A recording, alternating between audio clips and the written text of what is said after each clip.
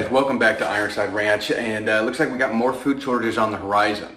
So we've got a number of issues going on. We've talked about lots of different food shortages, and we kind of keep up with the food shortages just simply because we're in the food supply industry on some level, even though we're small local producers. That's what we do. So what we've got coming up now is we've got kind of this perfect storm of things looking like they're going to be hitting, and we've talked about all of them, but let's kind of recap here and see what's going to affect us, right? So we've talked about the death fluid shortage. We've talked about that to death. Talked about that to death. There we go.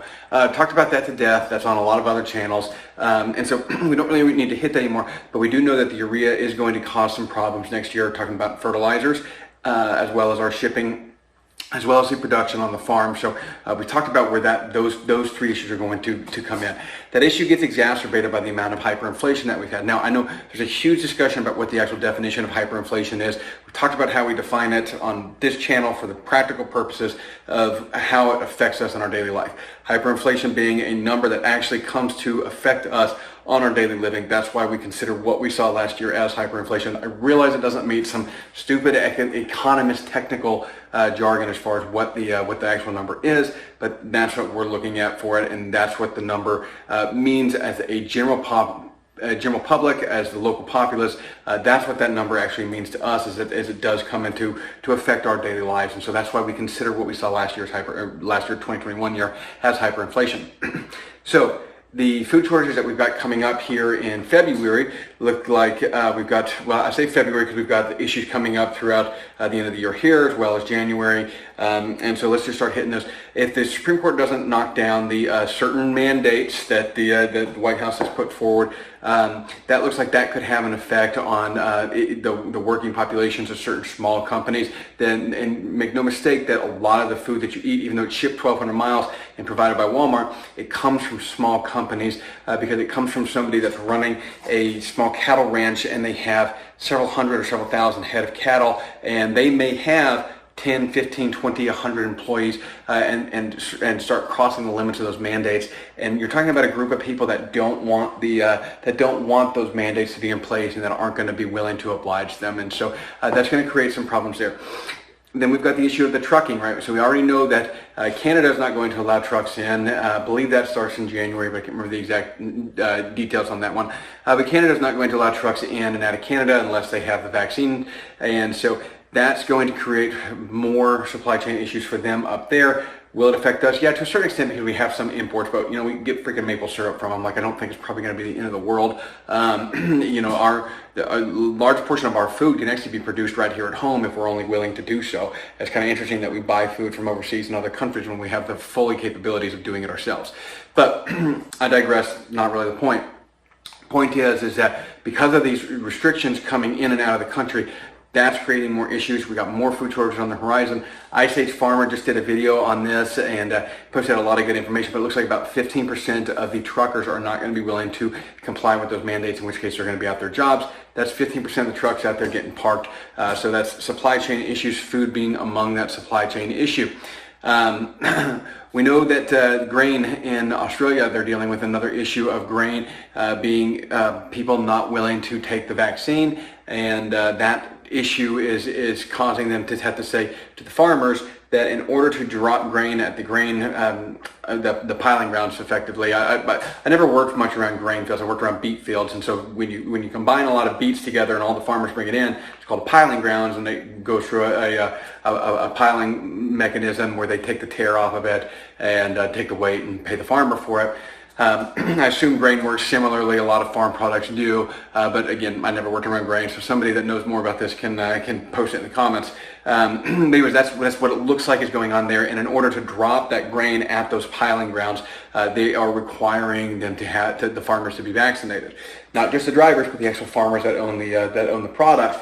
And so we're seeing this exacerbation of all these issues and this perfect storm of food shortage nightmare coming into play. We already know that we got about a 20 to a 30% increase on food coming next year. So if you haven't gone out and bought your pastas and stuff like that Kraft macaroni and all these different Kraft Campbell's, all these different companies that produce food, if you haven't purchased small supply of that product, now would be a good time to do so. Products are going up about 25 to 30% next year. So it's definitely something that's going to be coming on the horizon for us, and doesn't look like it's going to be getting any better.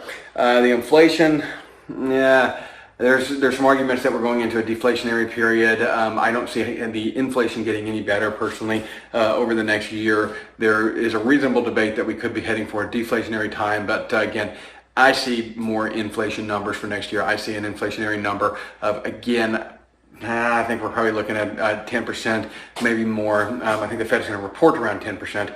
And again, I think that the reason that they reported so low this year is because they wanted to ease us into next year and not cause a bunch of panic. 14% inflation certainly sounds a lot worse than 6 to 8% inflation. So I think that's what's going on there. But again, it's not really, that's up to speculation. We'll just have to wait and see. What we do know is going to happen is that we're going to have exacerbated food shortages next year. The fix around this is to get with your local suppliers. Local producers are not going to be subject to all of these requirements. For one, they're going to fall under the vaccine mandates. Two, they're not going to be at the mercy of shipping companies to get it to a local farmer's market or to a local grocery store. And then three, it's simply going to be produced there locally for you, and it's in your economy, so you're actually putting that money back into your economy rather than outsourcing that money to California or wherever it is that the beef is being grown or the pork is being grown or whatever product you're consuming. It's going to allow you to have that local to you here. The fix is always going to be to shop local. It may cost you a little bit more now, but it's going to save you money later, I promise you that. So, guys, I don't want to go into too much more on this. I just want to do a quick video on what's going on, what we're going to be seeing with food shortages next year. We've got some cool videos coming up. We're going to be doing some more stuff on the cows, showing you how to take care of some of the issues, health issues that we've been dealing with the cows. And we don't deal with a lot of them because of the breed that we raise, but like every cattle rancher, you do have some pop up. And so we're going to go in and show you all how to do that for those of you trying to start a small farm or some type of self-sufficiency program there at your house. Some type of homestead or farmstead or whatever you want to call it. We're going to go into some of the details on how to do that. These are a great breed cow for those of you that do want to do that on a small scale. They wouldn't work on a larger scale. These cows just simply don't produce enough to actually be sold at the feed market or at the feed markets, at the sale barns. And so that's where you're going to have to stick with something that's a little bit more commercial breed. Probably the most close to a heritage breed you're going to get is something like a South Bowl. But for small farmsteads, homesteads, local production, these smaller cows, something like a Dexter, like a Florida Cracker, Piney Wood, they work very, very well for that, and they can be very lucrative in the way that they operate as long as you're selling direct to retail. If you have to go through an intermediary, they just don't work because the intermediary takes too much of the meat off the bone, literally when they are doing when they get their cut from it. So guys, I really hope that that helps you out. Look forward to get some of these videos out to you here soon, and we'll catch y'all next time.